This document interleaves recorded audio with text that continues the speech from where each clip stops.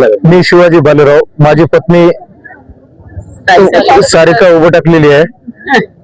तेवढ्यामधून आम्ही प्रभाग क्रमांक 1 चे आहोत, वंचित काँग्रेसचे उमेदवार आहोत. अचानक प्रचार संपला, येऊन बसलो. बसल्याच्या नंतर अचानक 3 मोटरसायकलीवर हत्यार घेऊन तलवारी होत्या.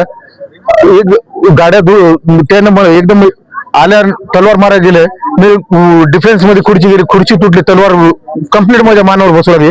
पडून मी असं खुर्ची आडवी केली. मग नंतर काही जण पळत आले, मला वाचवलं.